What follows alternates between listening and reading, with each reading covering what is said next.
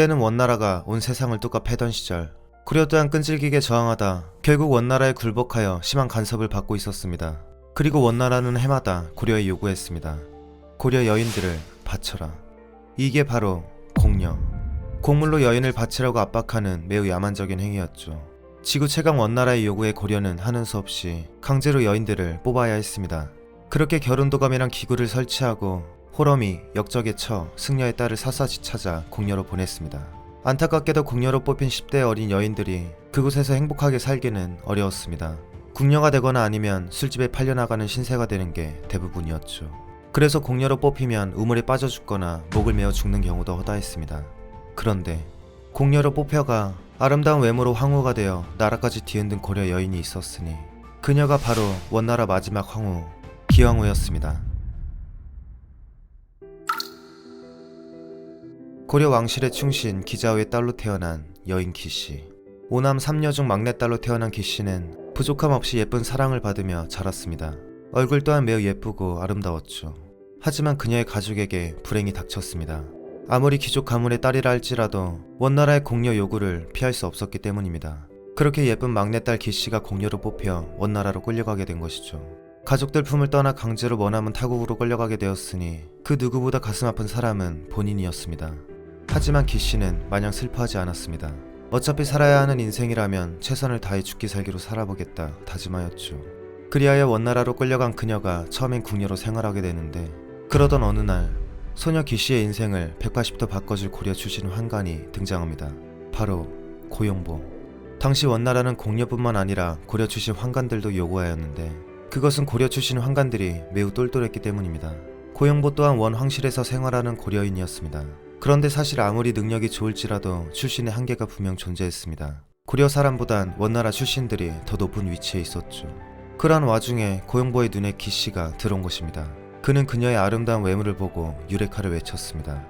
아, 이 아이라면 해종이 뻑하겠구나. 기씨를 해종의 눈에 들게 한 다음 자신의 권력 기반을 만들고자 한 것이죠. 그리하여 고용보는 기씨를 해종의 차와 다가를 담당하는 시녀로 삼았습니다. 그리고 역시 그녀를 본 해종은 뻑갔습니다. 그녀는 아름다운 외모뿐 아니라 학식까지 뛰어났으니 해종은 아주 정신 못 차리게 되죠. 그렇게 놀랍게도 후궁이 된 기씨. 하지만 그녀의 후궁 생활은 쉽지 않았습니다. 해종의 사랑을 독차지하는 기씨의 모습을 본 제1황후 타나실레는 눈이 뒤집히기에 충분했습니다. 질투의 이성을 잃고 기씨를 채찍으로 후려 갈겼으며 야사엔 인두로 지졌다고도 전해지죠. 온몸이 멍으로 가득해져 하루하루를 눈물로 지새웠던 기씨가 할 수 있는 것은 아무것도 없었습니다. 오직 인내하는 것뿐이었죠. 그래도 하늘은 여인 기씨의 편이었습니다. 황후의 남매들이 역모를 일으킨다는 혐의로 모가지가 날아가게 되고 황후 타나실레 또한 황후 자리에서 폐위되었습니다. 심지어 당시 조정 최고의 권력자 승상 바얀이 주도하여 유배가는 타나실레를 독살시켜버립니다. 자신을 못살게 굴던 아주 얄미운 황후가 죽었으니 기씨 입장에선 아주 개꿀이었죠.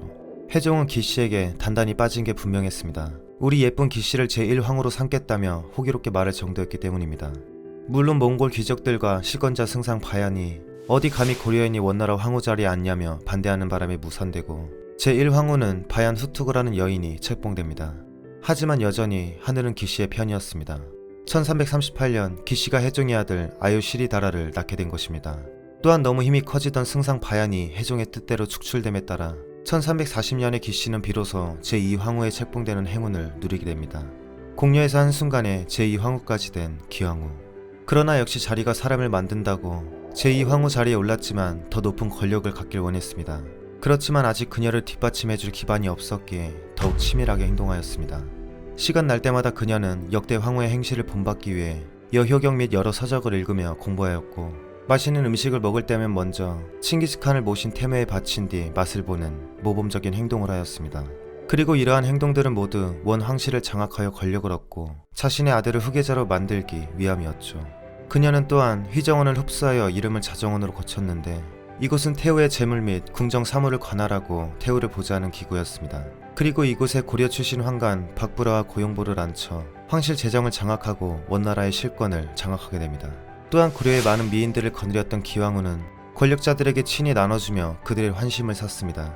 그리고 결국 1353년 그녀의 아들 아유시리다라가 황태자가 되었고 본격적으로 기왕후의 시대가 열리게 됩니다. 한편 이처럼 기왕후가 득세하게 되자 고려는 꽤나 골치 아파졌습니다.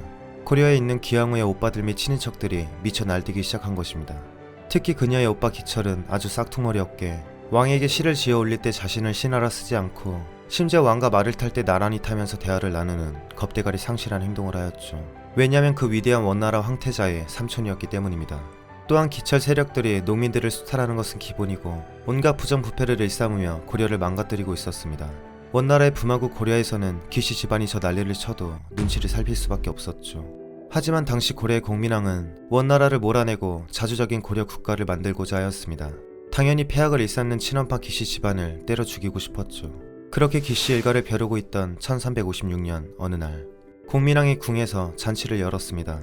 그곳엔 기철을 포함한 친원파 인사들이 참석하였습니다. 그리고 기철이 도착했을 때 공민왕의 명으로 매복해있던 힘센 장사들이 갑자기 튀어나와 망치로 때려쳤습니다. 기양후의 친인척들의 목을 싹 쓸어버린 화끈한 공민왕이었죠. 당연히 이 소식을 들은 기양후는 어디 감히 일개 고려왕이 설치냐며 시뻘개진 얼굴로 복수를 다짐했습니다. 1364년 눈이 돌아간 그녀는 공민왕을 폐위시키고 충수광의 동생 덕훈군을 허수아비 고려왕으로 옹립한다며 무려 8년 동안 군사 1만을 끌어모아 고려를 공격하는 지경에 이르렀습니다. 하지만 유감스럽게도 고려를 지키고 있던 두 명의 장군 최영 그리고 이성계, 아차차 영혼까지 탈탈 털리게 되었습니다.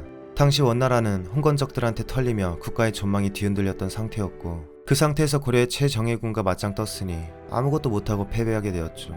이때부터 고려는 원의 내정 간섭에서 벗어났으며 고려에서의 세력을 잃게 된 기양후는 자신의 아들을 황제로 만들기 위해 원 내부의 정치 싸움에 올인했습니다. 이때 황태자파와 반황태자파의 내분이 벌어져 기양후가 100일 동안 감금되는 굴욕도 받았지만 1365년 결국 내분은 황태자파의 승리로 끝이 나게 되죠. 하지만 아직 그녀의 야망은 충족되지 못했습니다.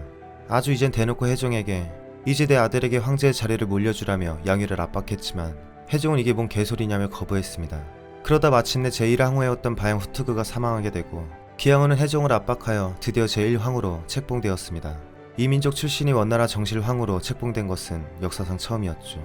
이제 그녀에게 남은 건 아들을 황제로 만드는 것뿐이었습니다.